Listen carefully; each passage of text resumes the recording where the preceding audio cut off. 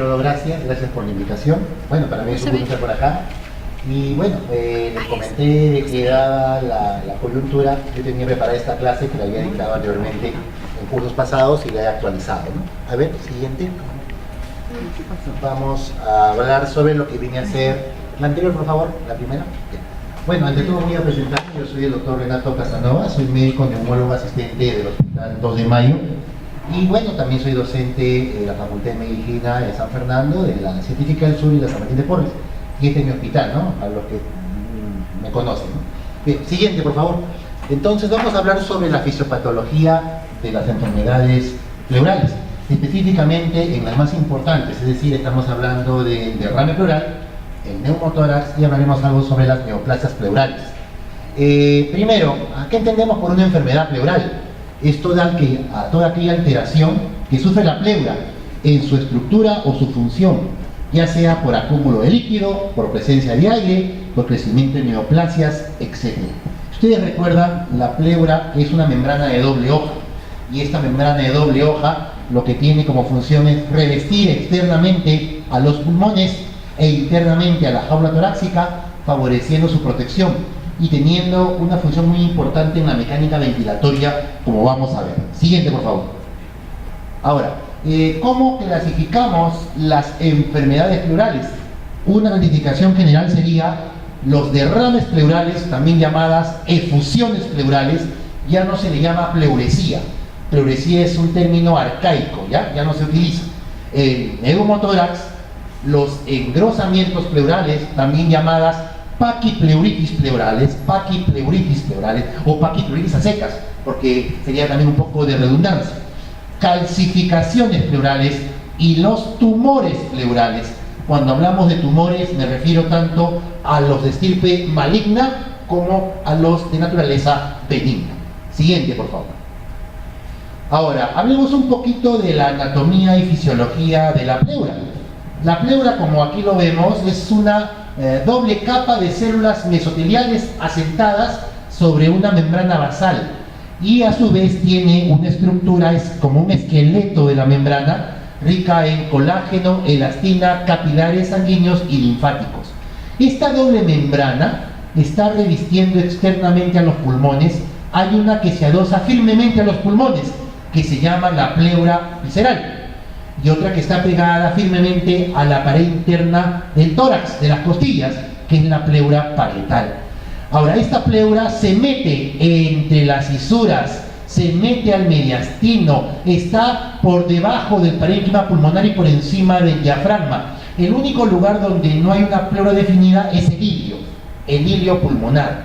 Por lo demás, toda la estructura pulmonar está envuelta y revestida por las pleuras. Siguiente, por favor. Y aquí podemos ver, vemos aquí las pleuras, la pleura que está pegada a la pared, al tejido pulmonar es la pleura visceral, la que está pegada hacia la pared torácica es la pleura parietal. Y más o menos para que entiendan cómo es que se comporta la pleura, imagínense ustedes una olla llena de mazamorra. Ustedes agarren su puño y entierren su puño sobre esa mazamorra. La mazamorra se va a adosar a todas sus superficies, incluyendo los pliegues de sus dedos, ¿no es cierto? Pero deja libre la zona por donde deja tu brazo. Igual es la pleura, para que me entienden. La pleura en sí es una membrana de doble hoja que envuelve todo el pulmón y las cisuras, pero deja libre la zona del ilio. Ahora, entre ambas pleuras hay un volumen de líquido. El volumen de líquido depende del peso de la persona. Yo peso 100 kilos. Y si alguien de ustedes pesa 50 kilos, va a tener la mitad del líquido que yo tengo. ¿Y cuánto es el líquido? La fórmula es 0.1 a 0.2 mililitros por kilo de peso. Yo que peso 100 kilos, debo tener en promedio 20 mililitros de líquido pleural repartidos en mis pulmones, en mis dos cavidades pleurales. Una persona de 50 kilos tendrá solamente 10 mililitros y eso está dentro de lo normal, dentro de lo esperable. En general, muchachos, todo lo que es anatomía y fisiología respiratoria depende mucho de las variables antropométricas. Por ejemplo, por ahí he escuchado que el volumen de aire corriente o volumen tidal es medio litro. Pero eso no es cierto del todo, depende mucho de tu peso. La fórmula es 8 a 10 mililitros por kilo de peso. Yo que tengo 100 kilos voy a tener un volumen vital de ¿cuánto? De 1 litro. Mientras que una persona de 50 kilos tendrá solamente el medio litro que más o menos todos conocemos. En fisiología respiratoria, la funcionalidad depende del peso, talla, sexo, raza, edad, temperatura y presión barométrica. Todo eso altera la función respiratoria y es bueno que lo sepa. Siguiente. Ahora, este cuadrito interesante más o menos nos refleja por acá cómo están dispuestas las pleuras. La pleura visceral bien adosada al tejido pulmonar y se mete a las fisuras y está justo por debajo del pulmón, encima del diafragma, excepto el ilio. Y la parietal, que está bien adosada a la pared costal, a la pared de los músculos intercostales y las costillas, ¿no? Ahora, aquí está lo que les decía, miren, ven acá, ¿no es cierto? Es más o menos cómo es que se dispone la pleura. Es como que tú entierres tu brazo o tu puño en una especie de globo muy elástico, y así tu brazo va a quedar completamente adosado internamente por la capa interna, que esto sería la pleura visceral, y lo que está acá afuera, la pleura parietal. ¿Me vamos a entender? Y entre ambos un volumen de líquido, ¿no? Ahora, el volumen de líquido de 10 a 20 mililitros. Y la presión dentro del espacio pleural es negativa. Y esto es muy importante. Yo, como ustedes, estuve sentado escuchando clases de neumología hace algunos años. Y siempre me dijeron, la presión dentro de la pleura es negativa. Entonces yo me imagino de que es menos 5, menos 10 milímetros de mercurio, porque es negativo, ¿no es cierto? ¿Eso es cierto? ¿Es la presión intrapleural negativa? No. Es positiva, pero es menor a la atmosférica. ¿Cuánto es la presión atmosférica? 760. ¿Cuánto es la presión intrapleural? 756. Esa gradiente de 4 milímetros de mercurio es suficiente para decir que aquí la presión es negativa, y que por lo tanto, si por ahí, Dios no quiera, se mete un objeto punzocortante, un cuchillo al pecho, lo peor que puedes hacer es sacar el cuchillo, porque al sacarlo, esta gradiente de presión va a hacer que el aire entre del medio ambiente hacia la pleura y se genere esto, un neumotórax. ¿Me entienden? ¿Ya entienden por qué ocurre un neumotórax? Porque la presión intrapleural es menor que la atmosférica y el aire se mueve de gradientes de presión de mayor a menor presión, y de esa manera se produce este problemita, ¿no? Siguiente. Ahora, la hoja visceral envuelve superficie pulmonar excepto los cilios, la parietal recubre la superficie interior de la pared del tórax. Y algo muy importante, ¿ustedes ya llevaron medicina interna o todavía no? Todavía. Semiología, la mayoría sí.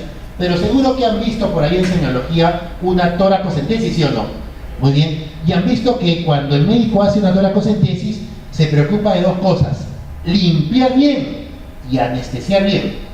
Porque si no limpia bien y mete una aguja en la espalda y una bacteria se mete a la cavidad pleural, se desarrolla una catástrofe llamada el empiema. Pero cuando tú metes la aguja y no anestesias bien, vas a provocar otra catástrofe, que es el dolor pleurítico. ¿Qué ocurre? Ocurre que de las dos pleuras, la pleura que está pegada a la pared torácica, la pleura parietal, tiene mucha sensibilidad dolorosa. Le llegan muchas raíces de los nervios intercostales y duele una barbaridad. Así que si algún día te emocionas y le metes la aguja a una persona por la espalda para sacarle líquido y no le aplicas suficiente anestesia, el paciente va a mandar un grito de dolor y se va a desmayar. ¿Por qué el desmayo? Por un reflejo vasovagal, por el dolor intenso, ¿de acuerdo? Entonces tener mucho cuidado. La pleura parietal presenta fibras sensitivas que generan mucho dolor cuando es estimulada. La pleura visceral, la que está pegada al pulmón, no duele, no duele. Pero si yo meto mi agujita y sin querer la rozo, el paciente va a comenzar a toser, porque su irritación sí genera tos, ¿de acuerdo? Muy bien, siguiente por favor. Ahí está, miren cómo la pleura envuelve y cómo se mete a las fisuras, ¿no? Y como vemos, no logra envolver, o en todo caso respeta los ilios, ilio derecho, ilio izquierdo, ¿de acuerdo? Por donde entran y salen las estructuras vasculares y las vías aéreas como los bronquios principales. Siguiente, por favor. Muy bien, la histología es una capa de células mesoteliales sobre un colchón o digamos así, una camita de fibras colágenas que viene a ser su membrana celular, ¿no? Aparte de ello, también hay una especie de tejido conectivo, laxo delgadito, que le brinda linfáticos y le brinda capilares para nutrirse, ¿no? La inervación, la pleura parietal ricamente inervada. Así que si algún día te meten un puñete acá y te duele, el dolor puede ser por irritación del periósteo, que es muy inervado, o por desgarro o lesión de la pleura parietal. ¿De acuerdo? No se olviden que dentro del tórax el pulmón no duele, los pulmones no duelen. ¿De acuerdo? Lo que duele solamente son tres cosas: la pleura parietal, los grandes vasos sanguíneos y las vías aéreas de gran calibre, es lo que más duele. Eso explica por qué cuando tengo tuberculosis, la mayoría de pacientes no se queja de dolor. Y cuando tengo cáncer, me doy cuenta que tengo cáncer cuando ya no es un tumorcito, sino un tumorzote. Y el tumorzote ya empujó y desgarró vasos y por ahí desplazó grandes bronquios. Y eso sí duele. ¿Me entienden? Bien. Siguiente, por favor. Bien, bueno, aquí vemos algunas características. Son membranas muy delgadas, ¿ah? Miren. La pleura parietal tiene un grosor de 22 micras, aquí no es miligramos, aquí no es micras, micrómetros, ¿no? Aquí 55 micrómetros, ya es muy delgadito. Vemos que la pleura visceral es un poquito más gruesita, ¿no? Ahora, ambos reciben irrigación por contacto gracias a los vasos capilares y linfáticos que los rodean. Algo interesante, la pleura parietal recibe sangre de circulación sistémica, mientras que la visceral recibe sangre de la circulación pulmonar. ¿De acuerdo? Entonces, pregunta, chicos, ¿cuál de estas dos circulaciones maneja mayor presión?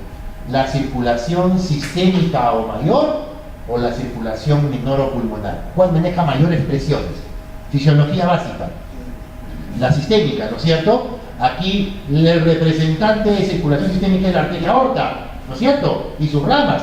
La presión promedio 120/60, promedio. Aquí el representante de la circulación menor es la arteria pulmonar. ¿Y cuánto es la presión de la pulmonar? Promedio 20, 15, bueno, para que no se olviden, es la sexta parte de la aórtica. ¿Cuánto es 120 entre 6? 20. ¿Cuánto es 60 entre 6? 10. Por lo tanto, aquí la presión es 20/10. 20 es sistólica, 10 es de diastólica en la arteria pulmonar, ¿no? Por lo tanto, el líquido pleural, ¿de dónde viene? El líquido pleural es un ultrafiltrado del plasma, ¿de acuerdo? Y se forma, ¿dónde creen ustedes? ¿Dónde se forma más? ¿En la visceral o en la parietal? Si es esa la que maneja más presiones. En la parietal, porque maneja más presiones, ¿me entienden? El líquido se está formando en la parietal y un poquito en la visceral, circula y se reabsorbe nuevamente en la parietal. La pleura parietal es la vedette de este show, es la que duele, es la que forma líquido y es la que reabsorbe líquido. La visceral solamente forma un poquito y casi no reabsorbe. Bueno, siguiente, por favor. Aquí está. Pleura parietal duele porque recibe sensibilidad en los intercostales. La visceral, cuando se irrita, genera tos. Y eso es importante, claro que sí, porque algún día van a hacer toracocentesis y van a estar sacando líquido, ¿no es cierto? Y van a sacar por un derrame masivo. ¿Cuándo dejan de sacar líquido? Bueno, hay dos enunciados que se deben respetar. Uno es cuando ya has obtenido por lo menos 1500 cc de líquido en una sola extracción. No es bueno sacar más de 1,5 litros de golpe. ¿Alguien sabe por qué? Porque ¿cuánto alberga un pulmón? ¿Cuánto alberga un pulmón de agua? Imaginemos, saco mi pulmón y le meto agua acá por un huequito. ¿Cuánto entra acá de agua? Saquen ustedes de inferencia con lo que es la capacidad pulmonar total. ¿Cuánto es la capacidad pulmonar total? 6 a 7 litros. Por lo tanto, la mitad albergará entre 3 a 3,5 litros de aire en promedio, ¿de acuerdo? Y eso lo extrapolamos a volumen de agua, ¿de acuerdo? Entonces aquí pueden haber hasta 3 litros. Pregunta, si tengo un derrame de 3 litros, le meto un tubo y le vacío los 3 litros de golpe, ¿así es? ¿Por qué no? Si lo hago, ¿qué va a ocurrir? Colapso. ¿Ah? Colapso. Vamos a ver. Diga, doctor. Por presión podría colapsar. Muy bien. ¿Otra idea? Podrían pegarse las hojas. Ya, perfecto. Muy bien. ¿Qué pasa? Recuerden esto, chicos. Ustedes, cuando tienen un órgano comprimido, nunca se recomienda descomprimirlo bruscamente. Porque al descomprimirse bruscamente, se genera internamente una presión negativa que aspira sangre y genera una hemorragia del tejido. El ejemplo más característico es cuando le llegue un paciente con un globo vesical, lo peor que puedes hacer es meterle una Foley y vaciarle toda la orina de golpe. Es lo peor que puedes hacer. Porque se lo vacías y el gente va a decir, gracias, gracias hijito, gracias papito, gracias doctorcita. Pero a la media hora regresa con una hemorragia masiva por la vía urinaria.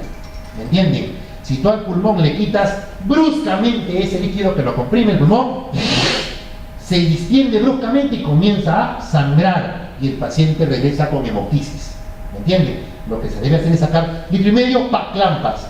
Esperas una hora y vas desclampando poco a poco hasta que salga todo lo que tú quieras que salga. ¿Me hago entender?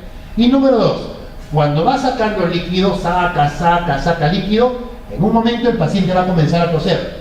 Cuando el paciente comienza a toser, debería suspender el procedimiento.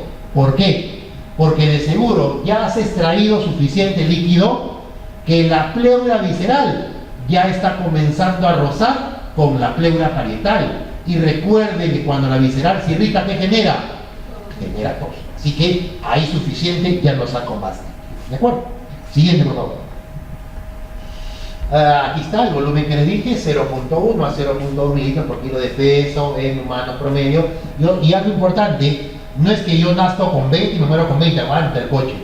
Todos los días se forma el líquido y se absorbe, se forma y se absorbe, se forma y se absorbe. Algunos han calculado que se forma entre 200 a 300 mililitros al día, pero está que se forma y se absorbe, se forma y se absorbe. ¿Qué pasa si se forma mucho o qué pasa si se absorbe poco? Se acumula, pues, y se producen los derrames pleurales. Así de sencillo. Una causa fundamental de los derrames es que se forma mucho líquido o se absorbe poco. ¿Me entienden? Muy bien. Ahora, ¿para qué sirve ese líquido? A ver, si yo pongo un vidrio acá, agarro otro vidrio y lo pongo encima e intenten moverlo uno con otro y casi no se mueven, se raspan, ¿de acuerdo? Y otra cosa, yo puedo despegarlo con facilidad, pero si yo agarro un vidrio y le echo una peliculita de agua y pongo encima el segundo vidrio, van a ver que se mueven fácilmente y no se pueden despegar por una cuestión físico-química de adhesión. Lo mismo ocurre con el líquido pleural. El líquido pleural permite la adhesión de las hojas pleurales, facilitando que no haya rozamiento durante los movimientos ventilatorios y favoreciendo el acoplamiento de estas. ¿Me entienden? Así que es muy importante la presencia de este líquido. ¿Siguen?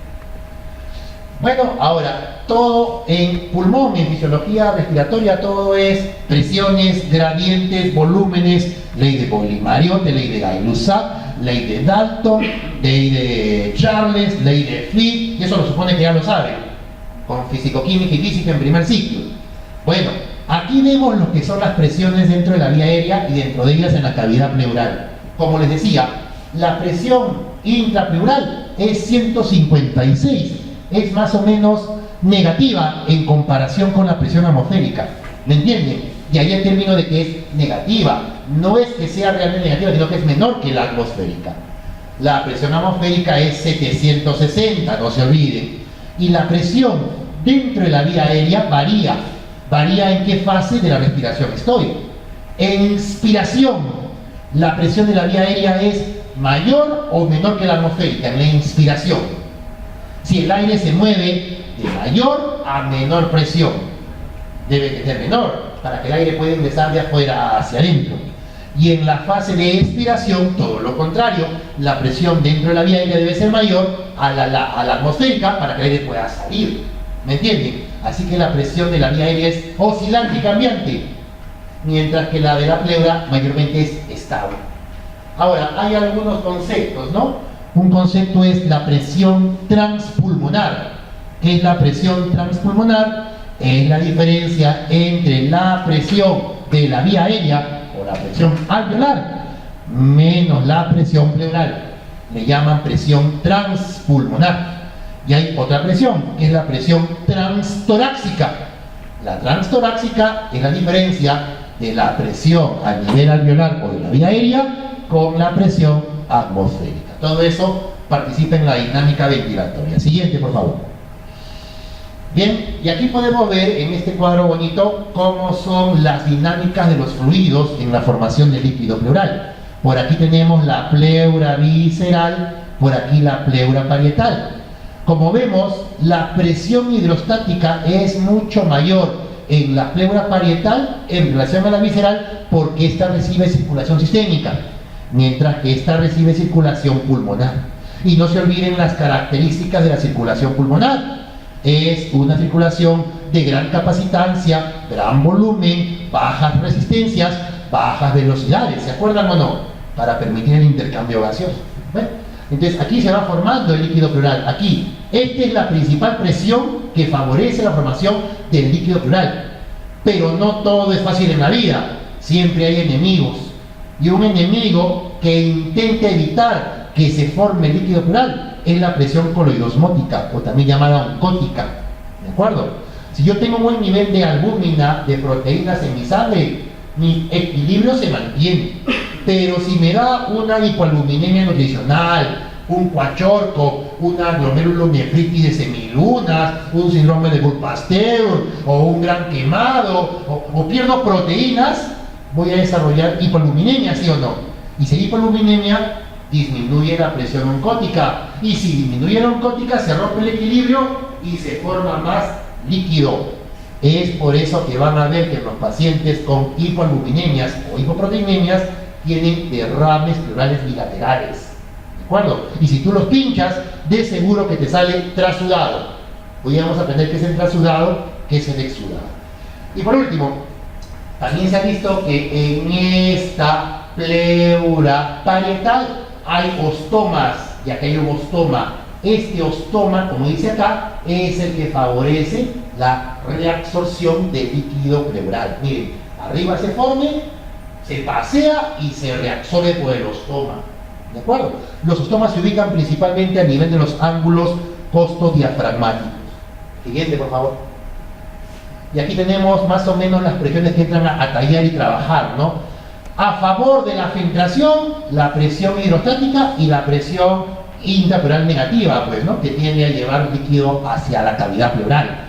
Y la presión que está en contra es la presión coloidosmótica. Si hacemos la suma aritmética, o en todo caso la resta aritmética, nos va a salir que la tasa de filtración efectiva para que ocurra formación de líquido pleural requiere solo una gradiente de 7 milímetros de mercurio. Es por eso que este equilibrio es muy lábil y puede rápidamente alterarse. Siguiente. ¿Y para qué todo esto? Para que entiendan la fisiopatología de las enfermedades pleurales. Ustedes van al hospital y me hablan de TBC pleural, empiema, y cuando les pregunto ¿dónde se forma el líquido pleural? No saben. ¿Y cuál es la conformación normal del líquido pleural? No saben. Porque están hablando de ADA, exudado linfocitario, pero lo normal, pues, esto es lo normal. Lo normal es el volumen, ¿de acuerdo? Ya va de 5 a 15, puede ser de 10 a 20 según el peso de la persona. Pregunta, ¿el líquido pleural es un líquido sin células? Falso. Tiene hasta 5000 células. La gran mayoría de estas son mesoteliales. ¿De acuerdo? Así que es normal que haya células mesoteliales. ¿Puede haber linfocitos? Sí, hasta un 30%. ¿Puede haber polimorfos nucleares? Sí, hasta un 10%. Pero cuando es un líquido pleural normal, no predomina ni linfocito ni polimorfo, predomina mesoteliales. Proteínas de 1 a 2 gramos de decilitro es lo normal. Recuerden que más de 3 ya hablamos de exudado, ¿de acuerdo? Glucosa, más o menos 50 a 60% del plasma. Y esto es importante porque ya hablaremos de los derrames pleurales consumidores de glucosa. DHL, 50% del plasma. Renovación, mira, me quedé corto, era 1 a 2, yo dije 200 centímetros, 1 a 2, es mucho más, aunque este de acá no es muy frecuente, este de acá es muy raro. Siguiente. Vamos. Drenaje linfático. Ajá. La pleura brinda su drenaje por los ostomas finalmente a la circulación sistémica. Y los ostomas se encuentran, también se les llama lagunas submesoteliales, se encuentran principalmente en la pleura parietal. La visceral tiene algunos ostomas, pero no son muy representativos. Por lo tanto, esta situación me explica el por qué a la pleura parietal no solamente se le encarga de absorber líquido pleural, sino que tiene más chance de que se le peguen cánceres. ¿De acuerdo? Pregunta, ¿cuál es el órgano del cuerpo que más susceptibilidad tiene para chapar cáncer? ¿Cuál es? Que incluso los oncólogos te detectan un melanoma en la uña, te detectan un cáncer de cervix o un cáncer de próstata, ¿y qué te piden? A los tres le piden lo mismo. ¿Qué le piden? Para ver si la enfermedad no ha avanzado. ¿Qué le piden? Una placa de tórax, ¿o no? Por supuesto, el órgano que más susceptibilidad tiene a hacer metástasis y recibirlas es el pulmón. ¿Ya alguien me dice por qué? Yo soy neumólogo, voy a tirar por mi órgano, pero, ¿no? Porque el cardiólogo viene que luego dice, corazón es lo máximo. Viene el gastro, el hígado, el estómago es lo máximo. Perfecto.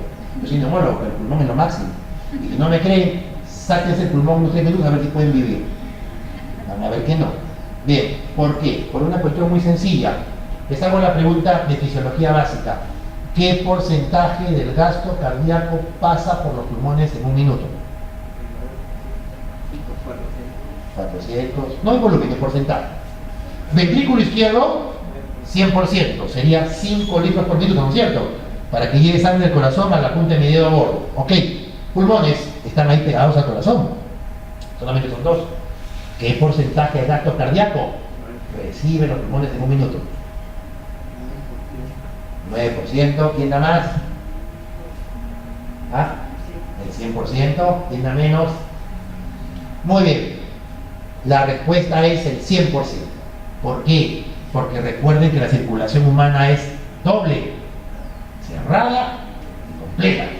Así que si un corazón bota 5, el otro tendrá que botar 5 si no hay colapso hemodinámico. Por lo tanto, ¿cuál es el órgano más irritado del cuerpo? ¿El cerebro? ¿La tiroides? Son los pulmones. Todo le llega a tus pulmones en un minuto. Así que si un día te revientas un granito, porque cuando ves granitos te pica la uña para reventártelos, ese estafilococo aureus, ¿a dónde va? A tu pulmón. Y después estás con fiebre, flema verde o amarillenta y estás con tremendos accesos pulmonares por diseminación sanguínea de un estafilococo a tu pulmón. Cuando te tomas un whisky y vas caminando así medio o conduciendo medio mareado y te para el policía, ¿qué te dice? ¿Escupe o sopla la maquinita? Sopla, pues. ¿Y por qué? Se supone que el alcohol ha ido al intestino, no ha ido al pulmón. Porque la sangre pasa con ese alcohol y los volátiles se eliminan o se secretan por los pulmones. ¿Me entienden? Toda tu sangre pasa por los pulmones en un minuto. Por lo tanto, va a haber un tumor por ahí, va a pulmón. Y lastimosamente esa sangre también irriga la pleura parietal. Y la pleura parietal adosa, pega fácilmente cánceres. ¿Cuáles son los cánceres que más pegan a la pleura? A la cabeza de su hermano, pues, que está acostado, pulmón. Pulmón pega bastante a pleura. Y en segundo lugar, el cáncer de mama. Una mujer tiene cáncer de mama y hay derrame pleural, el pronóstico no es nada bueno. Te dice que es un cáncer avanzado. ¿Me entienden? La presencia de derrame pleural puede cambiar el pronóstico de muchas neoplasias. Siguiente. Bueno, aquí está un resumen de la circulación de la líquido pleural. Se forma más en la parietal, se forma menos en la visceral y se absorbe más en la parietal. Siguiente.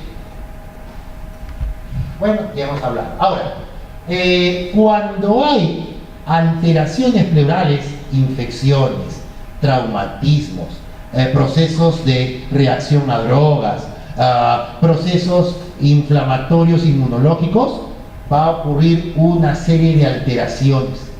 Mayormente las células mesoteliales no solamente forman una cubierta de revestimiento, tienen una función protectora, miren, generan citoquinas y factores quimiotácticos que nos protegen contra procesos infecciosos o inflamatorios. Activan a los macrófagos. Pregunta de fisiología: ¿cuál es el principal elemento inmunológico protector del aparato respiratorio? La respuesta es el macrófago alveolar. ¿De acuerdo? El macrófago alveolar. Agradezcanle a ese macrofagito que no te da tuberculosis, que no te da neumonía, que no te da cada rato infecciones respiratorias, porque es el más importante de todos. ¿Ok? Bueno, estas células mesoteliales los pueden activar. Pueden desarrollar fibrosis reparadora ante daños importantes de las membranas, y también es importante en mecanismos hemodinámicos de secreción y absorción del líquido pleural. Siguiente. Muy bien, vamos. Bien, vamos a lo que les gusta a ustedes, la patología. Todo lo que he hablado es anatofisio que ustedes ya sabían. Si quieren revisarlo, un libro fundamental para ustedes es el Fisiología de West. El Fisiología y el Fisiopatología de West. ¿De acuerdo? Y si quieren hablar sobre derrame, el libro de Lai, el doctor Lai, el que hizo los objetivos de Lai, tiene su libro. Ya están, creo que en esta es la edición 13, no está entrando a la cuarta edición. ¿De acuerdo? Es un libro fundamental para si quieren un poquito más complementar la clase. Derrame pleural, la acumulación patológica de líquido en el espacio pleural, es el resultado de un desequilibrio entre la formación y la reabsorción. O se forma mucho o se reabsorbe poco. Siguiente. Muy bien, vamos. Antes de que lean, les voy a dar ejemplos. A mí me gusta hablar mucho con ejemplos. Pregunta. Un minutito, por favor.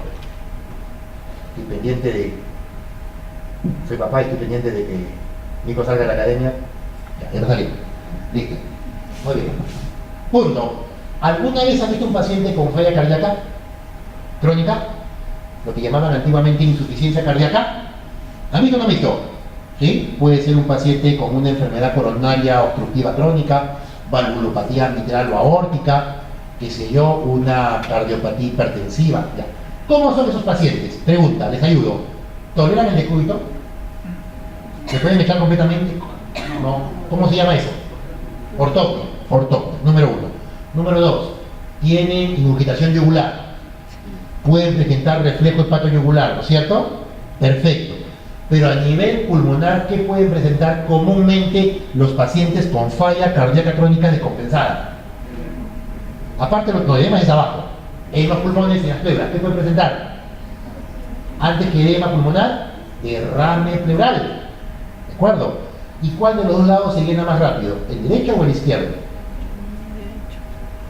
El derecho. Primero el derecho. Y después se drena o se llena el izquierdo. Y es bilateral. Así que si yo veo una placa de tórax con un corazonzote y derrame bilateral, supongo que puede ser un derrame por una falla cardíaca. Y eso se llama derrame hidrostático o por aumento de presión hidrostática. Cuando hay insuficiencia cardíaca, pregunta, chicos, ¿la sangre pasa por los pulmones con menor o con mayor presión? ¿Cómo pasa la sangre por los pulmones en caso de falla cardíaca? Con mayor presión. Pasa con dificultad de mayor presión. Aparte de que cuando hay falla cardíaca, ¿qué sustancias se liberan en la sangre? Las catecolaminas. ¿Y las catecolaminas qué son? ¿Vasodilatadores o vasoconstrictores? Vasoconstrictores. Se genera un aumento del tono simpático. Y todo eso genera elevación de la presión hidrostática. Al comienzo derrame pleural y después edema pulmonar. ¿Y cómo yo puedo saber si el edema es cardiogénico o no cardiogénico? ¿Qué le hago al paciente para saberlo? Les estoy haciendo preguntas, si no me responden no hay problema. EKG. ¿Qué verías en el EKG? Uno puede hacer un EKG.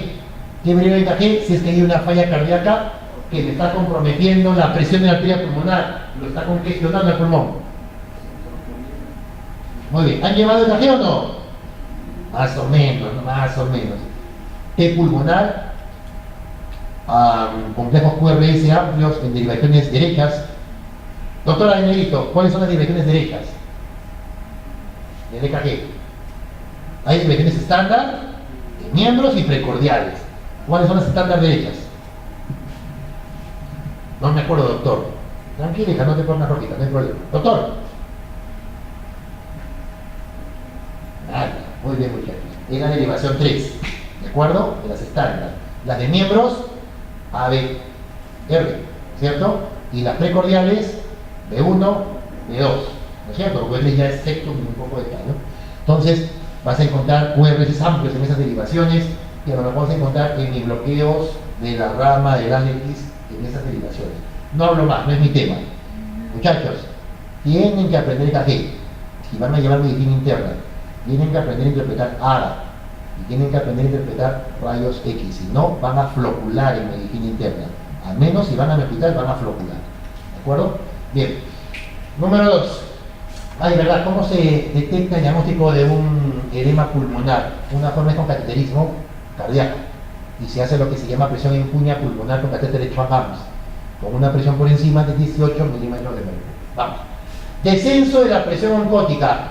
Tengo síndrome nefrótico, glomerulonefritis, o estoy con un cuachorco, o estoy cirrótico. Pregunta, ¿cómo están mis niveles de albúmina y de proteínas en la sangre? ¿Normales o disminuidas? Disminuidos. Y si disminuyen las proteínas, disminuye o no la presión oncótica. Y la presión oncótica estaba en contra de que se forme líquido, ¿sí o no? Si bloqueo al contrario, se forma líquido y se genera un derrame pleural por disminución de la presión oncótica. ¿Me entendieron o no? Siguiente, por favor. Descenso de la presión en el espacio pleural. Me estoy comiendo un chicle y un chistoso me asusta. Yo, ¡pum! Normalmente si me aspiro, ¿a qué pulmón va? El chiclecito o lo que me aspire, ¿al derecho o al izquierdo? ¿No es cierto? Porque es más vertical, más gruesito y más cortito, ¿no? Y se va al derecho. Aquí está el chicle. Todo el pulmón derecho se chupa. ¿Cómo se llama eso? Atelectasia. Y si hay atelectasia, ¿qué pasa con la presión intrapleural? Que era normalmente -4, ¿no? 756. Se vuelve más negativa y se transforma en 740 o 735. Por lo tanto, esa presión negativa chupa líquido hacia el espacio pleural y se genera un derrame. Se llama derrame por descenso de la presión negativa en el espacio pleural. Aumento de la permeabilidad de la microcirculación. Ajá. Tuberculosis. A ver, preguntas inocentes. Cuando estoy caminando por la calle y un paciente con TBC me tose y yo inhalo su fluge, se llama, ¿no? Sus microgotitas con bacilos. ¿A qué parte del pulmón va a entrar primero? ¿Lóbulo superior, parte media o lóbulos inferiores? ¿A dónde va ese bacilo de Koch cuando yo lo respiro por primera vez? El pulmón superior. ¿Estamos de acuerdo? No, como decía Adal Ramones, no es cierto. No es cierto. En los lóbulos inferiores. Pregunta de fisiología. ¿Cuáles son las zonas más ventiladas de los pulmones? ¿Superiores? ¿Inferiores? ¿Medios? Bien. La respuesta es, las zonas más ventiladas de los pulmones son los lóbulos inferiores.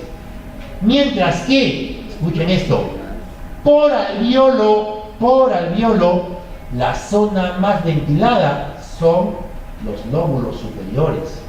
Doctor, ya me rayó. Explíqueme otra vez. Por alveolo, aquí hay más ventilación que perfusión. El índice BQ es mayor de 1, ¿sí o no? La zona 1 de West, ¿se acuerdan o no? Ya. Aquí predomina la perfusión sobre la ventilación. El índice BQ es menor de 1. Pero pregunta, ¿cuántos alveolos hay acá? 3 millones. ¿Cuántos hay acá? 250 millones. En suma, ¿dónde hay más aire? ¿Acá o acá? Abajo. Es por eso que cuando yo respiro un bacilo de Koch de un paciente, se va a las bases y ahí se forma el foco de Gaume. ¿Cuánto tiempo demora en formarse el foco de Gaume? Me escupió el paciente, me tosió en la cara, yo vemos triste, llorando, me tomo la placa el día siguiente y le digo al doctor, dígame si me he contagiado. ¿Eso es correcto? ¿Cuánto tiempo se demora en formarse el foco de Gaume? 6 a 8 semanas. Así que de nada sirve que tome una placa al día siguiente asustada o asustado. No va a salir nada. ¿Me entienden? Y aquí está el foco de Gaume. Después los bacilos son llevados por las células de Langerhans hacia los hilos pulmonares y se forma el complejo de Von o complejo de Ranke, ¿se acuerdan o no? Y ahí puede estar muchos años. Pasarán los años y Dios no quiera me da una enfermedad debilitante, me da cáncer, sida, diabetes, silicosis, qué sé yo, o uso corticoides. El bacilo se libera de su cárcel iliar. ¿Y a dónde creen que se va? A los lóbulos superiores, porque sabe que hay casitas ricas en oxígeno. Y se va para allá y aparece el clásico infiltrado que ustedes conocen. Cuando ustedes vean un infiltrado en el lóbulo superior, se llama tuberculosis secundaria o de reactivación. Cuando vean infección tuberculosa en la base, típico de diabéticos y pacientes con SIDA, se le llama tuberculosis primaria.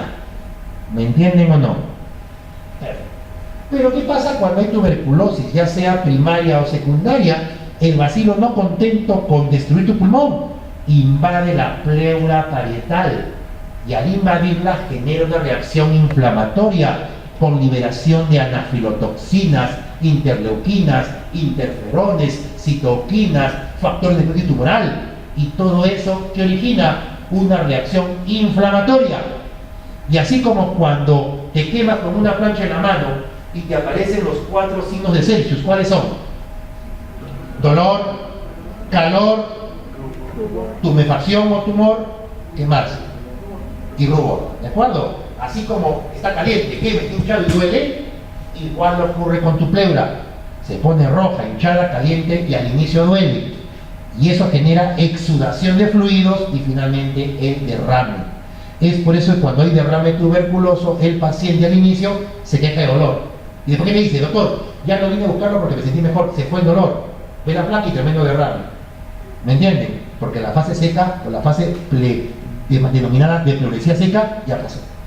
Bueno, no solamente la TB, también el empiema, tromboembolismo, pancreatitis, les, uremia, perforación de esófago, cáncer, etc., ¿no? ¿Cuál es la colágenopatía que más derrame produce? El lupus eritematoso sistémico. Es la que más derrame. Le encantan las cirrosis. Siguiente. Otro sería deterioro del drenaje linfático. Bien. Hay unos tipos de neoplasias que afectan los ganglios. ¿Cómo se llaman? Cáncer de ganglios. Linfomas. Los linfomas. Hay de Hodgkin y no Hodgkin, y eso lo van a ver después. Pero cuando hay linfomas que afectan internamente, sobre todo la región del mediastino posterior y el retroperitoneo, que está normalmente llena de ganglios, crecen y obstruyen un conducto encargado de llevar toda la linfa del intestino y parte del tórax, que es el conducto torácico.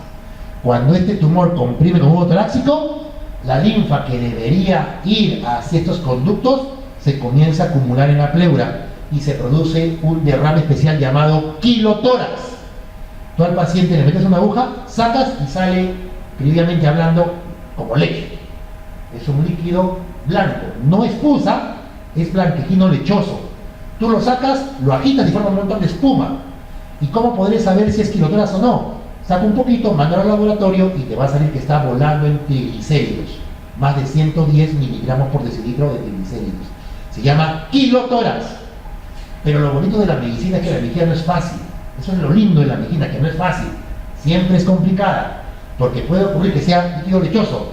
Le sacas, analizas y no hay triglicéridos. Hay colesterol. Y eso se llama pseudoquilotórax. Quilotórax es cuando predominan los triglicéridos. Pseudoquilotórax cuando predomina el colesterol. Causa frecuente, las neoplasias. Pero también otra causa importante son los traumatismos. ¿De acuerdo? Siguiente. Llegada de líquidos del espacio peritoneal. Cuando ustedes sean internos o si ya rotaron por cirugía alguno de ustedes, van a ver el paciente que viene por ascitis, por una periodontitis generalizada. Que hay pus en el abdomen, en la barriga. Le abren el abdomen, lavan la pus, ponen drenajes, todos felices. Pero es probable que a los pocos días, fiebre. Van a llamar al neumólogo y el cirujano dice, ¿sabes qué? Mi fiebre en este paciente no corresponde a infección de herida operatoria. Aquí en la barriga todo está bien. Le hemos tomado una placa y vemos que hay derrame en los 2 pulmones. ¿Qué puede haber pasado? Pregunta, ¿cómo se llama el músculo que separa abdomen de tórax? Diafragma. Pregunta, ¿el diafragma es impermeable? ¿Es que así está siendo impermeable ese diafragma? ¿Un músculo impermeable? No, tiene hiatos. ¿Cuáles son los hiatos del diafragma? Son 5. El de la vena cava inferior, el otro, el aorta, el otro, el esófago, los otros 2. ¿Cómo se llama el anterior que es virtual? El hiato de Morgani. En la parte paravertebral, el hiato de Baudelaire. ¿De acuerdo? Son 5. Pero resulta que el diafragma tiene poros. Y si había pus en el abdomen, la pus atraviesa los poros y los hiatos y comienza a infectar, a inflamar la pleura y se generan derrames pleurales. Incluso pueden haber empiemas. Le metes una agujita y sale pus, empiema. Y eso explicaría la fiebre. ¿De acuerdo? Otra forma de derrame pleural. Siguiente. Bien, estos son los criterios de Lai. El doctor Lai es un médico fisiólogo respiratorio norteamericano, sigue vivo hasta donde yo sé, viejito, y dio unos criterios que se han mantenido en el tiempo, ¿no? Diferencia a los derrames pleurales en 2: trasudados y exudados. Trasudados, líquidos claros, translúcidos, transparentes. Exudados pueden ser translúcidos, pero no son transparentes, pueden ser amarillo pajizo, amarillo citrino, turbios, sanguinolentos, y aquí van a tener que colocar hasta purulentos. ¿Cómo yo puedo saber si es trasudado o exudado? 1. Saco un poco de líquido con una agujita y lo mando a analizar. Si el nivel de proteínas absoluto es menor de 3 gramos por decilitro, es trasudado. Si es igual o mayor a 3, es exudado. La otra es la relación proteínas líquido pleural y proteínas séricas. Antes de meterle la aguja a una persona en la espalda, pídele dosaje de proteínas séricas. ¿Me entienden? Y pídale dosaje de DHL, porque los vas a utilizar en estas relaciones. Si divido las proteínas de líquido pleural entre las proteínas séricas de ese paciente y la relación me sale menor a 0,5, trasudado. Si me sale igual o mayor a 0,5, exudado. Siguiente. Otro criterio de Lai es el DHL. Valor absoluto de HL pleural menor de 200, trasudado. Igual o mayor a 200, exudado. La relación de HL pleura con suero, para eso pidieron DHL sérico. Menos de 0,6, trasudado. Igual o mayor a 0,6, exudado. Esos son los criterios de Lai, no hay más. El resto ya es complemento. ¿Me entienden o no? Y esto preguntan en examen de NANA cada ratito. Preguntan a cada rato. Paciente con antecedente de alcoholismo crónico, con derrame en el lado derecho, cuya analítica evidencia una relación de proteínas de 0,4 y una de DHL de 0,49. En relación a esto estamos frente a un trasudado. ¿Me entienden o no? Muy bien. La glucosa en el trasudado está conservada, mientras que en el exudado disminuye debido a que aquí hay más cantidad de células y las células usan glucosa para poder nutrirse.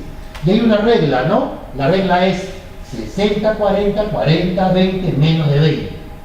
De 60 a 40 miligramos por decilitro es el típico derrame tuberculoso, de 60 a 40.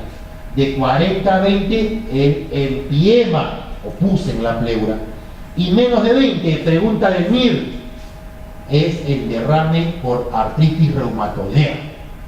Es el derrame que más glucosa consume de todos. ¿De acuerdo? Bueno, leucocitos aumentan en el exudado, polimorfos, sobre todo en casos agudos, y sangre es variable, depende de la técnica. Nadie nace sabiendo, chicos, nadie, ¿ya? Algún día ustedes van a hacer una toracocentesis y no por haberse soplado todo el manual de procedimientos de emergencia y eres un toracocólogo. Porque cuando te dé la aguja y estés en el paciente, de hecho que vas a tener temor porque es tu primera vez. Y ocurre, ¿no? El chico está así, ¿no? ¿Y yo qué hago para calmarlo? Le digo a la enfermera, jefita, cámbiale de aguja a la doctora o al doctor porque esa aguja se mueve mucho, ¿no? Para que se calme, ¿no? Y después ya, poco a poquito ya agarran experiencia. Si alguna vez metes la aguja en la espalda de un paciente y sale sangre, retira la jeringa y fíjate la sangre. Si la sangre es rojo oscuro y no coagula, esa sangre ya estaba dentro del tórax del paciente y se llama hemotórax. Y piensa primero en cáncer. Pero si tú metes la aguja y sacas sangre rojo vivo y se coagula dentro de la jeringa, pues te persinas, te encomiendas a San Judas Tadeo, le pones una vía de gran calibre al paciente y lo vas a monitorizar hemodinámicamente. ¿Cómo? Presión arterial cada 5 minutos, pulso y ver si no hay ortortastismo y lo que se llama pulso paradojal. Le tomas la presión echado y sentado y si la presión cae más de 10 milímetros de mercurio, se está chocando y ese paciente que abre el pechito de aquí hasta acá para ligar la arteria. Pero tranquilos, eso es bien raro, bien raro, como una autista es bien raro, pero puede ocurrir. Siguiente. Ahora, cuando hay celularidad en el líquido pleural, puede ser a predominio mesoteliales, esto es líquido pleural normal. A predominio de neutrófilos o polimorfos nucleares, la primera causa de derrame donde predominan los polimorfos es el derrame paraneumónico. También se le llama metaneumónico. Es el derrame que ocurre al costadito de una neumonía. ¿De acuerdo? Es más frecuente en niños. Después tenemos pancreatitis, embolia pulmonar, más raro en cáncer y en tuberculosis en la fase aguda. Cuando hay un derrame donde predominan los linfocitos, hay que pensar en el Perú en tuberculosis, ¿no es cierto? Queda claro. ¿Cuál es la forma más frecuente de TBC extrapulmonar? La TB pleural. En tercer lugar, la TB ganglionar. ¿De acuerdo? La pleural es la que está en segundo lugar. Tenemos los linfomas como otra causa, neoplasias, artritis reumatoidea. Y una pregunta de Mir, que vino, ¿no? ¿Cuál de las siguientes causas de derrame eosinofílico? Donde aumentan los eosinófilos, ¿no? Y tenemos parasitosis, reacción a drogas, raro TBC y la clave era neumotórax. Neumotórax pueden cursar con derrames eosinofílicos. Y a propósito, usted que lleva un parásito, ¿qué parásitos le encanta la pleura? Hay uno que le encanta la pleura, que se come por comer cangrejos crudos o langostinos crudos. Paragominiasis, ¿de acuerdo? Paragominus westermani. Siguiente. Bien, entonces, causas de trasudado que ya hemos aprendido: falla cardíaca, síndrome nefrótico, síndrome de la cava, cirrosis, diálisis peritoneal, glomerulonefritis, hipoluminemia, síndrome de Meigs. ¿Qué es el síndrome de Meigs? Es la triada de tumor ovárico, ascitis y derrame pleural trasudativo o hidrotórax. Repito, tumor ovárico, ascitis y derrame pleural trasudativo o hidrotórax. Pero no es cualquier tumor. Tiene que ser o un tecoma ovárico o un fibroma ovárico. ¿De acuerdo? Porque si es un cistoadenoma, ya no se llama síndrome de Meigs. Se llama síndrome de pseudo-Meigs. Ya cambia el nombre. Tiene que ser tecoma o fibroma. ¿Vale? Y exudados: emfiema por gérmenes, por tuberculosis, micosis, metástasis de cáncer, tromboembolismo, postcirugía. Síndrome de Dressler es un derrame hemorrágico que ocurre posterior a una pericardiotomía. Y eso ocurre, por ejemplo, en los pacientes que han sido operados de bypass aorto coronario o coronario. Pancreatitis, enfermedad del esófago, LES, fármacos, AR, uremia, hemotórax y kilotórax. Siguiente. Ahí está lo mismo en este cuadrito. Siguiente. Ahí te queda dormida. Trasudado. La causa más importante de trasudado es el ICC. La causa más importante de exudado es el derrame paraneumónico. La causa más importante de todos es la ICC. En general, ¿de acuerdo? Es la más frecuente de todas. Bueno, no se olviden los exudados y los trasudados, ¿no? Esto preguntan bastante como causa. Siguiente. Vamos. Y esto de acá es un cuadrito que intenta diferenciar los derrames según pH, DHL, glucosa, polimorfos, linfocitos y alteración citoplasma núcleo. ¿Qué significa? Cáncer. Comenzamos. TBC, pH no es muy ácido, DHL incrementado, es un exudado, glucosa 60-40, ¿recuerdan que les dije? Y aquí lo que predomina son los linfocitos. Si tengo un líquido pleural ¿Qué es un exudado a predominio linfocitario? Debo pensar en tuberculosis, más aún si estamos en el Perú. Y le pido una enzima más, la enzima se llama el ADA. ADA, que es la sigla de adenosina desaminasa, es una enzima del macrófago alveolar que se incrementa en los casos de tuberculosis con una sensibilidad y especificidad por encima del 90%. Empiema, son muy ácidos, miren, es muy ácido, tienen mucha celularidad, consumen glucosa de 40 a 20, y aquí lo que predomina son los polimorfos nucleares. Tú metes la aguja y sale pus. Si la pus huele a podrido, allá hay anaerobios. No se olviden, todo lo que huele a podrido es anaerobio, y para eso antibióticos antianaeróbicos, clindamicina, metronidazol, ¿no? Meropenem, amoxiclavulánico, cloranfenicol, no sé, ya ustedes van viendo eso. Neoplasia son ácidos, pero no tanto como el empiema. El DH está incrementado, es un exudado, la glucosa no se consume mucho, pero lo que predomina es alteración de la relación citoplasma-núcleo, es decir, hay células atípicas, células neoplásicas. No se olviden que el cáncer que más pega a pleura es el cáncer de pulmón. ¿Cuál de los cánceres de pulmón? El adenocarcinoma. Y recuerden que el adenocarcinoma es un cáncer de pulmón que no tiene relación con fumar y es más frecuente en gente joven, sobre todo mujeres. Así que eres chica joven y no fumas y te has comprado tu casa y tu carro y te da derrame y en el derrame encontramos células atípicas, ay, ay, ay. Puede ser un adenocarcinoma que ha pegado a pleura y eso ya es estadio avanzado.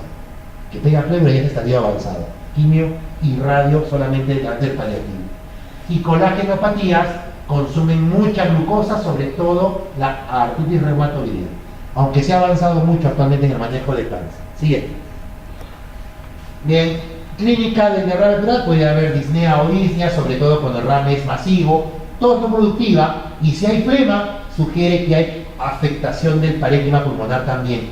Dolor al inicio, pero si tengo un derrame pleural que al inicio lo controlaba con paracetamol, después tuve que tomar meloxicam, después tuve que tomar aterecoxib, después tuve que tomar tramadol, después tuve que tomar oxicodona y estoy con morfina, eso es un cáncer probablemente de pleura. Aquel dolor pleural que es progresivo, que se hace refractario a los analgésicos y requiere opioides, probablemente sea un derrame maligno. No se olviden de eso. ¿De acuerdo? Bien. Bueno, a ver, la clínica del síndrome pleural, ¿cómo era? Murmullo vesicular abolido, amplificación disminuida, direcciones vocales abolidas, matidez a la percusión, a la pulsación, soplo pleural. ¿Cómo soplo pleural? En A, en I, en O o en E. En E, ¿de acuerdo? Y puede haber egofonía. ¿Qué es egofonía? ¿Qué es egofonía? La voz caprina, ¿no? Diga 33, 33, quítale la raya, 33, 33, 33, 33. La voz caprina o voz nasal. Olvida al paciente que diga I,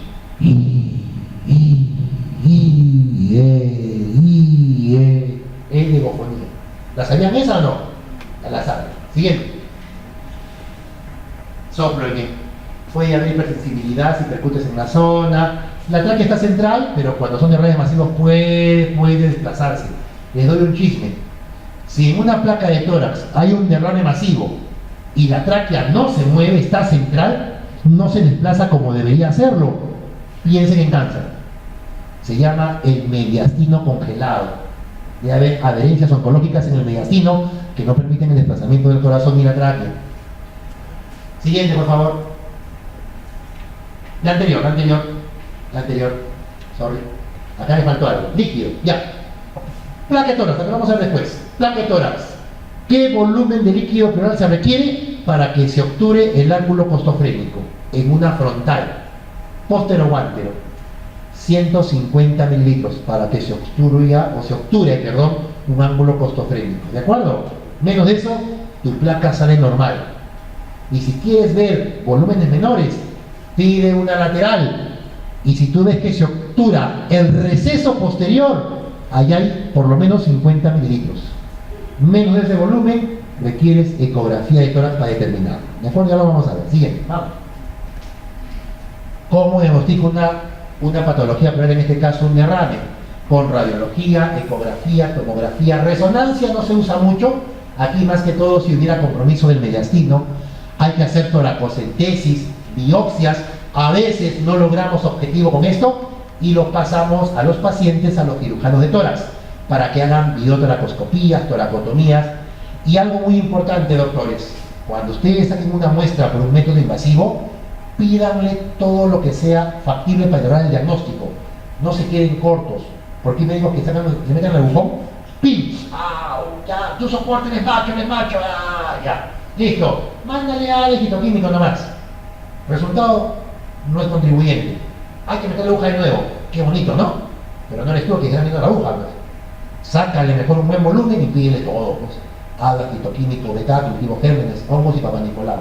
¿Por qué no de un solo incomo? ¿Me entienden? No estén haciendo a veces una actitud inadecuada con la pobre paciente. Siguiente. ¿Cuánto líquido hay acá? De hecho, que no hay 150. Ya, ok. Pero 150 solamente es el ángulo. Solamente esto. ¿No es cierto? Bien. Pero hay una regla para saber cuánto líquido hay acá. Miren hasta dónde llega la curva de Damasceno. Esta curva de Damasceno, ¿no es cierto? Curva de Damasceno llega hasta acá. Miren cuántos espacios que están comprometidos. 1, 2, 3, 4, 5 y un poquito el 6. Ya, pongámosle que hay 5. ¿Qué dice la regla? Por cada espacio comprometido o tocado por la curva de Damasceno son 150 mililitros. Así que acá hay 150 por 5. Más el 150 el ángulo sería 150 por 6. ¿Cuánto sale eso? 900, ¿no? Aquí hay casi cerca de 1 litro de líquido.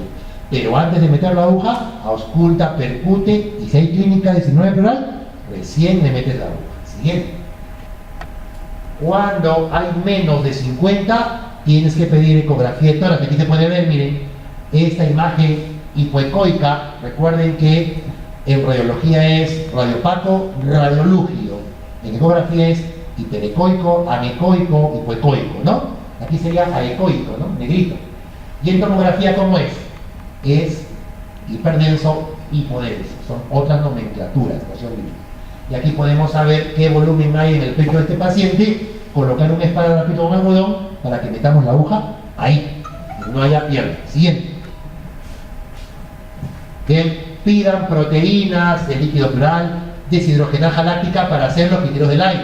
Pidan glucosa para ver si consume. Ya saben que glucosa muy baja van con empedema, con derrame por artritis reumatoidea. Siguiente. Voy a avanzar un poquito rápido. Yo me emociono hablando y terminamos a las 10. pH.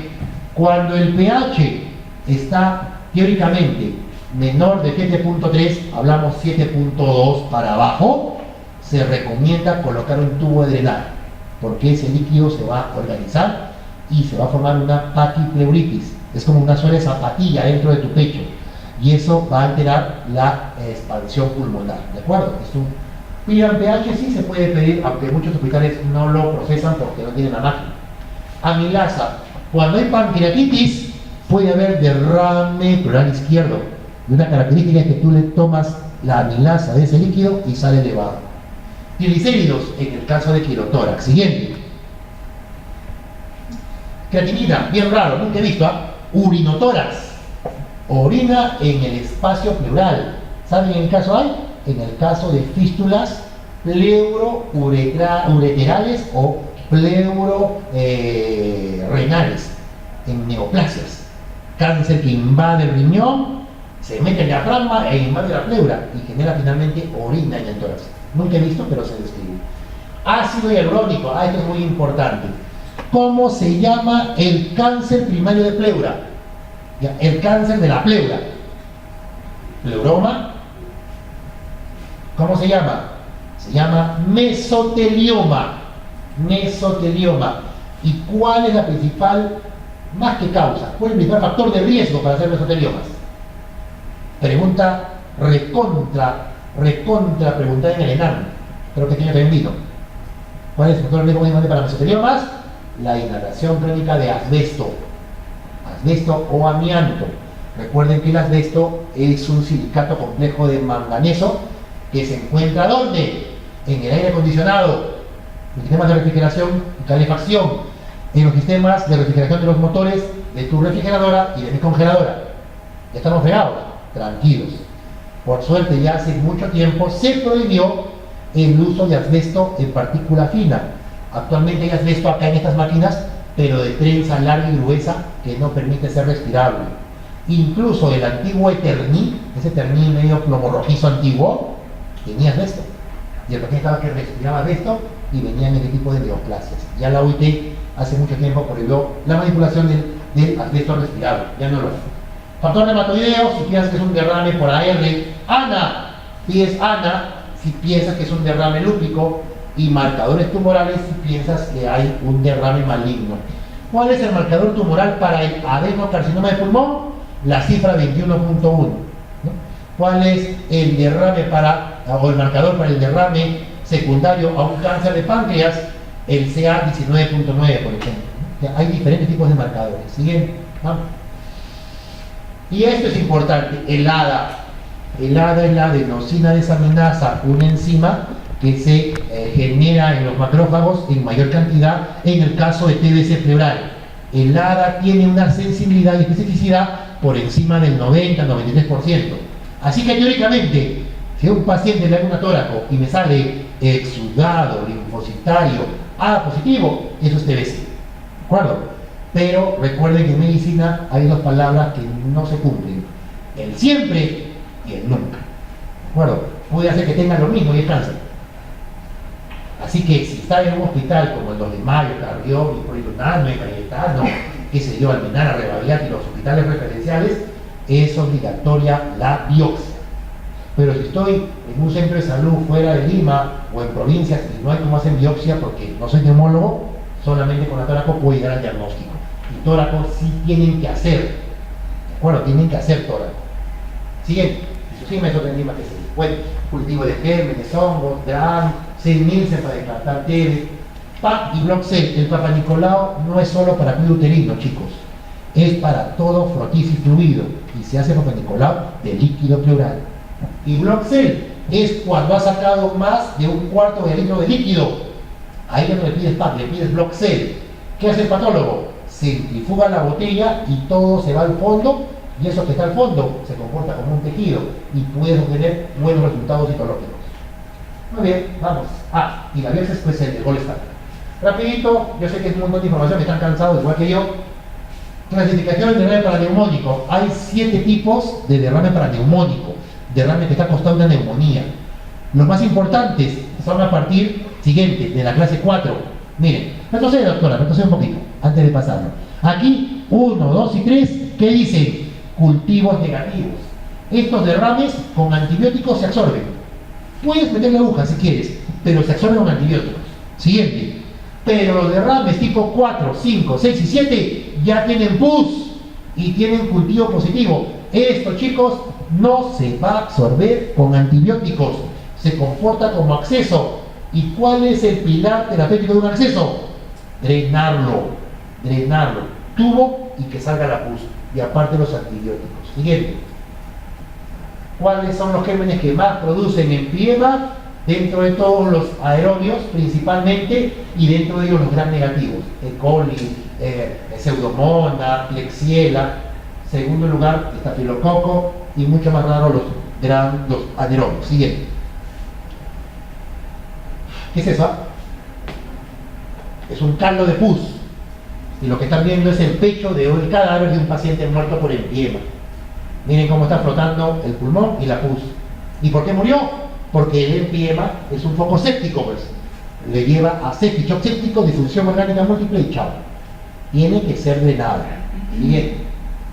Y aquí vemos en esta tomografía en fase o en ventana mediastinal, consolidados, un consolidado con broncodrama aéreo y un derrame paraneumónico hasta acá. Para decir si es empiema tengo que meter una aguja y saber si sale pus. Siguiente. Aquí sí miren, derrame, ¿y qué hay acá? Un hueco que comunica pulmón con la pleura. Se llama fístula broncopleural. Tú le metes un tubo, sale la pus, y cuando el paciente habla o tose, burbujea el frasco, porque hay una fístula, ¿me entiendes? Así como cuando se pica una llantita. Siguiente. Vamos. Y es importante que si hay empiema, drenarlo rápido, dentro de las primeras semanas, primeras 3 semanas. Si te demoras en drenarlo, todo es una mazamorra de fibrina y pus y no lo vas a poder sacar un tubo. Hay que hacer un corte para sacar todo ese tejido infectado. ¿De acuerdo? Siguiente, vamos. ¿Y eso qué es? ¿Qué parece? Flan con su jarabe, ¿no? Perdona. ¿Ya saliste? Alejo, ¿ya saliste? ¿Ya saliste? Sí, te escucho, estoy en clase, estoy en clase. ¿Ya saliste? ¿Estás yendo a la casa?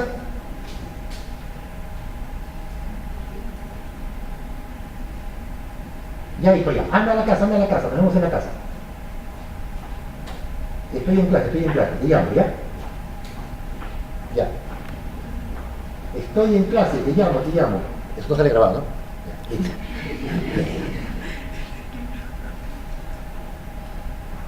Ya, anda a la casa, hijo, anda a la casa, nos vemos en la casa, estoy en clase, te llamo ya llegando a la casa. Ya, chao, perdón chicos, pero es mi hijo. Listo, ya entenderá. ¿Y esto qué es? Pus, pues, pus. Y este que está burbujeando es la fístula, ¿de acuerdo? La fístula. Siguiente, vamos. Cuando ya está todo organizado, no queda otra que entre el cirujano de tórax para que saque toda esa pus. Miren lo que saca, ¿no? Siguiente. Miren. Es tejido necrosado, purulento, eso no sale con el tubo. Se llama decorticación o toilet pleural, ¿no? Siguiente. Miren, incluso en estadios más avanzados tienen que hacer toracotomías y hacer una decorticación mucho más, un raspado de toda esa flora infectada. Siguiente, vamos. Bien, tuberculosis pleural es una causa importante de exudados. Ya saben que es la forma de TBC extrapulmonar, más frecuente de todas. Es ADA positivo, pero el diagnóstico es con biopsia de pleura. Siguiente, ya que se han quedado y es tarde, les voy a mostrar cómo se hace una toracotomía en un ratito. Cuando viene el vacío de Koch, es captado por los macrófagos alveolares, los cuales van a reseccionarlo e identificarlo con receptores morfológicos y receptores inmunológicos. Siguiente. Y esta recepción de este antígeno origina que el macrófago se transforme en una célula presentadora profesional de antígenos y presente el antígeno al linfocito a través del complejo mayor de histocompatibilidad tipo 2. ¿Se acuerdan o no? Inmunología. Y ahí el linfocito te secreta 2 citoquinas, interferón gamma, factor necrosis tumoral alfa. Y esto hace que vengan más macrófagos y se activen. Siguiente. Vienen más macrófagos y se van juntando y se van organizando, formando lo que sería el granuloma. Algunos se funden formando células gigantes tipo Langham o tipo Lahan. No se olviden que si en un tejido o biopsia de órgano yo encuentro células tipo Langham, eso es tuberculosis. No se requiere llenar el vacío.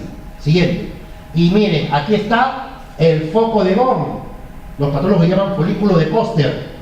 Macrófagos llenos de bacilos, una coraza intermedia de linfocitos y plasmocitos con células tipo Langham.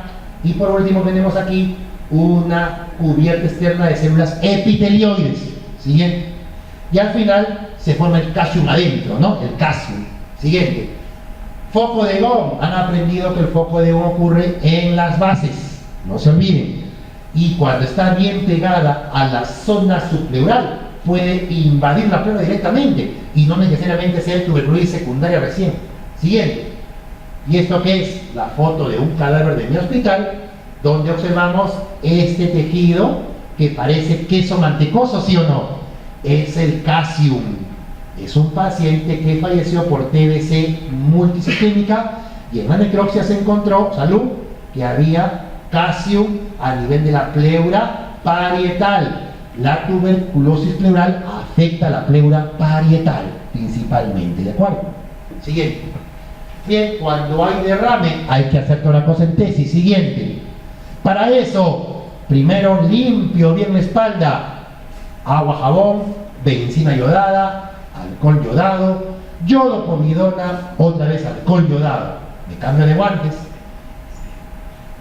Aplico lidocaína, se ingresa perpendicularmente a la pared de la espalda, ¿de acuerdo? A la pared del tórax posterior. Y siempre en el borde superior de la costilla. porque por debajo pasa el paquete vascular nervioso. Ingresas un poquito, menos de 0,5 centímetros, y métele un poquito de lidocaína sin epinefrina al 2%. Ingresas, aspiras, si no sale nada, metes más lidocaína hasta que entras y el paciente va a hacer ¡au! Porque va a doler al inicio. Metes lidocaína generosamente, te introduces adecuadamente y comienzas a sacar tu muestra. ¿Dónde se mete la aguja? En el séptimo u octavo espacio intercostal, que corresponde, el séptimo es donde acaba la escápula, donde está el ángulo inferior de la escápula.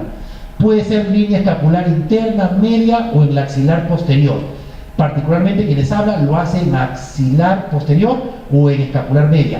No me gusta meterme muy pegado a la columna, menos en el lado izquierdo, porque por ahí pasa la aorta. Y si pincho la aorta, se acabó la función. Así es sencillo. Siguiente. Aquí estamos, cuando era R2, allá en el 2 de mayo, ya hemos limpiado con benzina, alcohol yodado, yodopovidona, otra vez alcohol yodado, bien limpio. Ahí estamos, limpiando. Esta es la fase de limpieza con pinza. La primera es con guante, la segunda es con pinza, siempre de adentro para afuera. Siguiente. Bien, y se dan cuenta que se limpia una amplia superficie, porque vamos a estar manipulando, ¿ya? Siguiente. Yodopovidona, y cuando apliques yodopovidona déjalo 3 minutos, para que trabaje, porque nada sirve que eches y limpies al momento. Déjalo que chambee el yodopovidona. Siguiente. Listo, ya está limpio y vemos cómo estamos entrando perpendicularmente a la superficie de la pared torácica del paciente. Y aquí está la escápula, ¿ven la escápula? Aquí está el séptimo y entramos más o menos séptimo octavo, ¿no? Lógicamente estoy entrando en el borde superior de la costilla, ¿no? Siguiente. Algunos utilizan algunas guías para poderse no lanzarse de frente, ¿no? Bueno, siguiente. Y aquí estamos extrayendo el líquido. Este famoso líquido amarillo pajizo, amarillo cetrino, amarillo citrino. Citrino tiene igual. ¿De acuerdo? Este líquido de acá es el característico del exudado tuberculoso. Es el típico. Más no es patognomónico, ¿ah? Puede ser un paraneumónico, puede ser una neoplasia o puede ser un derrame por AR. Tiene un color muy parecido. Bueno, saco la muestra necesaria. Siguiente. Bien, siguiente. Puedo hacer drenaje torácico. Le coloco una llave triple vía, o le llaman extensión GIS, y esto va con una venoclisis hacia un frasco. Y voy aspirando, botando, hasta sacar máximo 1,5 litros, no se olviden, en la primera intención. ¿De acuerdo? Siguiente. Bien, es lo mismo, siguiente. Lo mismo, siguiente. ¿Qué estoy haciendo? He cogido un hoja de bisturí y le estoy haciendo un pequeño cortecito con un hoja de bisturí número 11, de más o menos 1 centímetro, profundo, porque voy a proceder a hacer una biopsia de pleura. Siguiente. ¿Ven cómo hago decolaje? Meto la pinza y voy decolando, es decir, separando las fibras de los músculos intercostales externos e internos, hasta que yo sienta que me he metido hasta el tórax. Se siente. ¿Ok? Mueven bien para crear un buen tunelcito. Sacas. Siguiente. Y esta es la pinza de Abrams.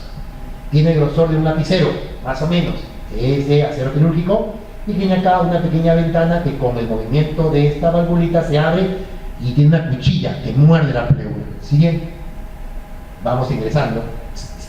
Nos metemos. Siguiente. Y una vez que nos hemos metido, con una jeringa hacemos vacío y mordemos un espacio de pleura. Y aquí tenemos líquido y aquí está la pleura. Van a ver la siguiente. Con una agujita voy sacando la siguiente. Y eso que ven ahí, esa es pleura. Se sacan 3, 4 o 5 muestras según lo que vean conveniente. La mitad va en formol, la mitad va en cloruro. Miren los flaquitos que están acá. Ya separé para hadas, fitoquímicos, gérmenes, hongos y papanicolau. Esto es agua, esto es formol. La mitad va, mitad va. ¿Me entienden? Las que ven formol para patología, las que ven agua va para cultivo, a microbiología, para vacío de coche. Bien. Y después, chocolateas. ¿Chocolateas para qué? Para que no haya escaparse líquido, pues, porque hay un túnel que es formado. Si no, todo se moja y forma un seroma. Y moja toda la cara y pone la gente. Chocolatea. Y en algunos casos pones un pequeño punto con una seda, ¿no? Siguiente. Bien, ¿se entendió? Ya para acabar, neumotórax es la presencia de aire en el espacio pleural. La causa más común es el neumotórax espontáneo primario. Hay secundarios a ventilación mecánica, traumático, consumo de droga, ruptura de tubérculos, asma, enfisema y atención. Siguiente.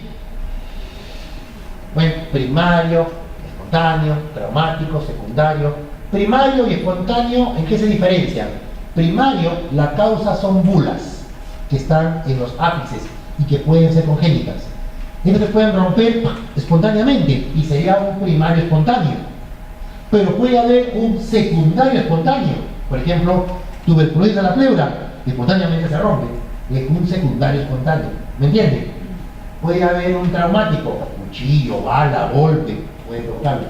Y este es el más peligroso, el hipertensivo, como vamos a ver, ¿no? Aquí se ve el pulmón colapsado. Siguiente. A ver, ¿qué ven en esa plaquita?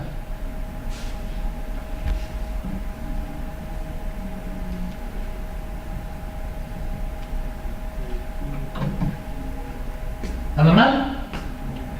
No está normal, ¿no? Aquí yo veo pulmón izquierdo con su trama broncovascular normal y aquí hay una radiolucidez bárbara, ¿no? Bien oscuro. Y este es el pulmón desinflado. Es un neumotórax, pulmón colapsado y aire, ¿no? Lo importante es que el aire no empuja ni el negativo ni la tráquea. Así que es un neumotórax masivo no hipertensivo. Cuando empuja el corazón, eso se llama hipertensivo. Bien, siguiente. Y acá. ¿Qué observan? Un neumotórax con derrame, pulmón colapsado, y a diferencia del anterior, la tráquea y el diafragma están siendo empujados al otro lado. Esto sería un neumotórax masivo hipertensivo. ¿De acuerdo? Ambos hay que drenarlos, este mucho más, porque si comprime demasiado, comprime el corazón, generando una restricción al llenado ventricular y puede producir shock cardiogénico o taponamiento extrapericárdico, aprendido ahora. ¿De acuerdo? Siguiente. Y esta es una tomografía donde vemos un neumotórax parcial. ¿Lo ven o no? El aire, ¿no? Dentro. Es parcial porque no se ha colapsado en un paciente con fibrosis pulmonar. Siguiente. Neumotórax espontáneo, mayormente en gente joven como ustedes, que son chiquillos, no tienen ningún tipo de enfermedad, son congénitos. Mayormente ocurren por los cambios bruscos de presión. Ejemplo, volar en avión o sumergirse en la piscina. Típico. Se meten, vamos a bucear. Sale, ¿qué pasa? Me duele el dolor en punta de costado. Si es hipertensivo, va a tener cianosis, ingurgitación, hipotensión, te puedes morir. Si están ustedes con un familiar o con un amigo y hay estigmas clínicos de que hay un neumotórax hipertensivo y sabes que el hospital está como a 2 horas y se te muere, tienes que actuar. Agarras algodón o gasa con harto alcohol, le limpias bien el pecho desde el cuello hasta el pecho, una jeringa con una aguja gruesa, agarrar una aguja número 18 o 20 y en el segundo espacio intercostal, línea medio clavicular. Escucha que así. Y el que gracias, me salvaste. No lo has curado, lo has salvado. Igual te lo llevas al hospital, ¿de acuerdo? Pero vas a transformar su neumotórax de hipertensivo a normotensivo. Siguiente. Cuando hay cicatrices, por ejemplo, post-secundaria HTV, se le llama las bulas de Fischer-Waxel, ¿no? A las que son bulas comunes se llaman las de Miller. Siguiente. Bueno, ¿qué puede provocar un neumotórax? Hemos dicho que una son las bulas. Otro es ruptura del parénquima pulmonar. Que levante la mano, no ustedes, si tuvieran una clase de aquí de residentado, que levante la mano el residente de UCI, emergencias, neumología, que nunca ha hecho un neumotórax diatrógeno. Y resulta que todos, sin querer, y lógicamente sin voluntad, hacemos iatrogenia. Estamos de iatrogenia, ¿no? Derivado del acto médico. Entonces, muchos de ustedes van a colocar algún día una inyección y porque no limpiaron bien, hacen su acceso glúteo. O van a hacer su toracocentesis y como no metieron la aguja adecuadamente o movieron mucho, neumotórax. Eso nos ocurre principalmente con los internos y los CR-agudos, porque están comenzando recién a formarse, pues es uno de los riesgos de su formación, ¿de acuerdo? Pero lógicamente, pues, mientras más hagas, mucho menos van a tener ese riesgo. Así que con una aguja puedes provocar un fenómeno traumático que genere finalmente un neumotórax, ¿no? Es bien raro que haya tos, que haya tos o que la tos provoque un neumotórax. No se describe, pero no es muy claro. Vamos, siguiente. Esto es un neumotórax hipertensivo, miren, paciente ingurgitado, cianótico, a la auscultación hay un silencio auscultatorio y timpanismo a la percusión. No lo dudes, harto alcohol yodado con tu gaso, tu algodón y le metes un agujón grueso en el segundo espacio intercostal. ¿Cómo sé que es el segundo? El ángulo de Lewis. ¿Se acuerdan o no? Ángulo de Lewis, no, maniobra y cuerpo external, segundo espacio, línea medio clavicular. Siguiente. Ahora, una vez que el paciente va al hospital, vemos el tamaño del neumotórax. Si el neumotórax tiene un colapso medido del vértice del pulmón hacia el extremo superior del hemitórax comprometido, menor de 3 centímetros, se llama pequeño. Si es esta distancia menor a 2 centímetros en la parte lateral, se llama también pequeño. Y un derrame pequeño, un neumotórax pequeño, ¿qué se tiene que hacer? Al paciente se le hospitaliza para observación y reposo y pónganle oxígeno. ¿Alguien sabe por qué se le pone oxígeno? No está desaturando, ¿eh? Satura 98%. ¿Para qué le pongo oxígeno a un neumotórax pequeño? Bien, retrocede un poquito, hija. Un poquito más, retrocede una más. Una más. Una más. Una más. Muchachos, esto es aire. ¿De dónde viene este aire? ¿Ese aire de dónde viene? ¿Del pulmón o de la atmósfera? De la atmósfera. Que fue el pulmón y después se metió la pleura. ¿Cuál es el principal gas constituyente de este aire? Nitrógeno. Nitrógeno. 80%. Bien. Si le doy oxígeno a un paciente, el oxígeno llega hacia este pulmón y ¿qué hace? Arrastra nitrógeno. Y aquí ya no va a haber 80% como acá. Va a haber 40 o 30%. Acá hay 80, acá hay 30. Pregunta, ¿se establece gradiente o no? ¿O no? ¿Y cómo se mueven los gases? De mayor a menor gradiente. Y el nitrógeno se comienza a meter y el pulmón se infla otra vez. ¿Entienden? Avance, por favor. Por lo tanto, en neumotórax pequeños, como estos, se recomienda dar oxígeno a una dosis de 8 a 10 litros por minuto por máscara Venturi. Anterior. Y cuando el derrame es grande, esto mide igual o más de 3 y esto mide igual o más de 2, ahí sí hay que colocar un tubo de drenaje. Siguiente. Aquí está pequeña observación y oxígeno, y cuando es grande, mejor colocar un tubo de drenaje. Siguiente. ¿Y esto qué es? ¿No? Traumatismo de tórax, ¿no? Y dicho que va a haber o un neumotórax o un hemotórax, ¿no? En este paciente el cuchillo latía. ¿Por qué latía? Porque había pinchado la aorta. Ni se te ocurra sacar el cuchillo ahí, lo matas. El paciente entró a la sala así con su cuchillito ahí. Y adentro le sacaron el cuchillo ya con técnica quirúrgica. Pues el cuchillo le está salvando la vida, aunque no lo crean. Siguiente. Neumotórax, pero también hay líquido. En este caso un paciente que sufrió un accidente, creo que se cayó del segundo piso, tuvo fracturas, y esto era sangre, era un neumotórax traumático. Siguiente, vamos. Y ya para acabar, ahora sí, tenemos las masas pleurales, tenemos las benignas, derrames localizados focalizados, los lipomas, el empiema, el hematoma, quiste, las destosis, pero los malignos, mesotelioma, muchachos, este es súper maligno, te mata en menos de un año, no tiene cura, no responde a quimioterapia ni es operable. Mesoteliomas. Los schwannomas son tumores neurológicos que pueden afectar también la pleura. Y las metástasis. Siguiente. ¿Cuáles son los órganos que más afectan? Ya saben que es pulmón y mama. Miren, este es el anterior, este es el mesotelioma. Miren el engrosamiento pleural amelonado que va asfixiando y comprimiendo al pulmoncito. Mesotelioma. Característico de esto es el dolor que no calma con nada. Siguiente.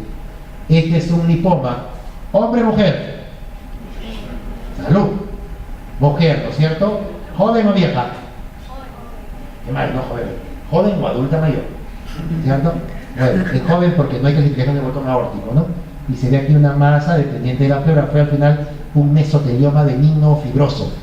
Esta chica tenía como costumbre visitar a su papito. Su papito era mecánico de carros y este estaba en el taller con el papá. Y estaba inhalando por años el asbesto, por suerte no hizo cáncer. Siguiente.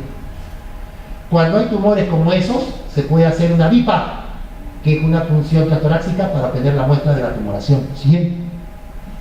Y aquí vemos una BIPA. Esto es unas fotos que me prestaron del Revalé 19 de mi hospital.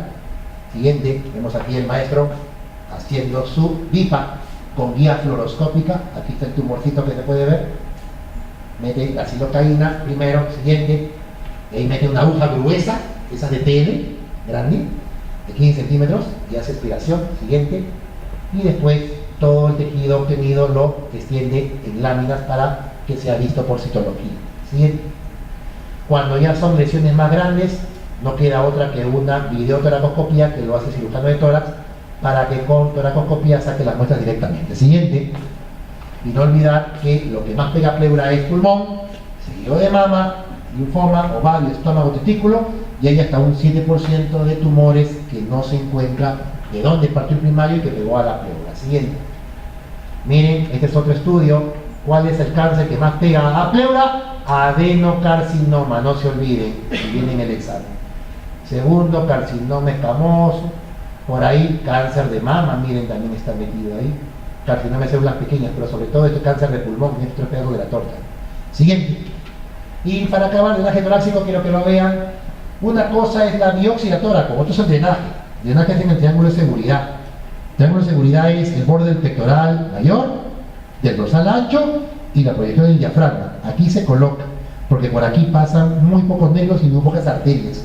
Bien, ahí, siguiente, se aplica silocaína inicialmente, por planos, se corta con bisturí, se decola con una pinza Kelly, inicialmente recta y después con una curva, después metes el dedito, vas a ver cómo se mete el dedo. ¿Cuál es el objetivo?